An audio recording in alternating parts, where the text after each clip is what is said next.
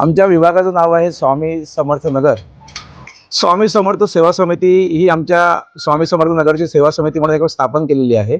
गेली 12 वर्ष आम्ही स्वामी समर्थांचा महाराजांचा प्रकट दिन सोहळा हा आम्ही गेली 12 वर्ष करतोय आणि दरवर्षी आपण पाडव्याच्या दिवशी स्वामी महाराजांची पालखी सोहळा काढतो। भव्य असा पालखी सोहळा असतो। पारंपरिक वेशभूषेमध्ये सर्वजण या पालखी सोहळ्यामध्ये आमचं पूर्ण संकुल हे समाविष्ट झालेलं असतं आणि आनंदाच्या गजरामध्ये ढोल ताशाच्या गजरामध्ये सगळेजण हा सोहळ्याचा आनंद घेत असतात। नंतर 20 तारखेला यावर्षी स्वामी महाराजांचा प्रकट दिन सोहळा आहे। हा भव्य असा सोहळा आम्ही दरवर्षी साजरा करण्याचा प्रयत्न करतो। त्यामध्ये भक्तांचा उदंड असा प्रतिसाद हा मला दरवर्षी मिळत असतो। आज वसई तालुक्यामध्ये मला वाटतं 3 मठ असतील, त्यातला एक भुईगावला सगळ्यात मोठा आहे।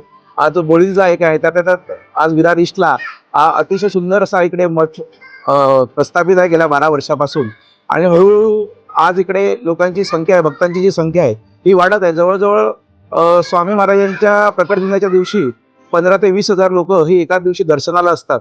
बाकी 365 दिवस ही लोकांची इकडे गर्दीच असतेच।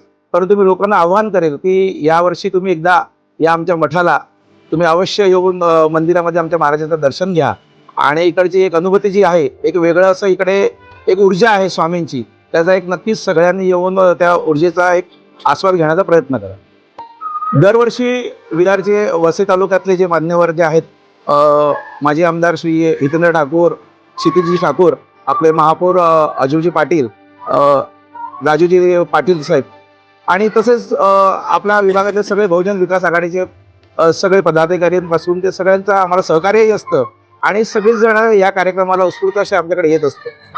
आमच्या तिकडच्या लहान मुलांमध्ये हे बालसंस्कार आमच्या इकडच्या सगळ्या ज्येष्ठ माणसांकडनं मिळत मला दिसते। आमच्या बाजूला सगळे ज्येष्ठ उभे आहेत की जेवढे ज्येष्ठ आहेत तेवढे श्रेष्ठ पण आहेत। तर त्या सगळ्यांकडनं मुलांना दरवेळेला बाल उपदेश मिळत असतात। त्यांच्या आरतीची प्रॅक्टिस असू दे की आता जे तुम्ही बघतात लेझिमची प्रॅक्टिस असू दे, ही कुठेतरी मुलांमध्ये संस्कार कुठेतरी आता हळूहळू ते नष्ट होत चाललेत, ते आम्ही ठेवण्याचा प्रयत्न आमच्याकडचे सगळे ज्येष्ठ मंडळी करत असतात। 19 तारखेला आपल्याकडे स्वामी महाराजांचा भव्य असा पालखी सोहळा आहे। तरी सगळ्यांनी या पालखी सोहळ्यामध्ये सगळ्यांनी संध्याकाळी 5 वाजता सगळ्यांनी या सोहळ्यामध्ये उपस्थित राहावे।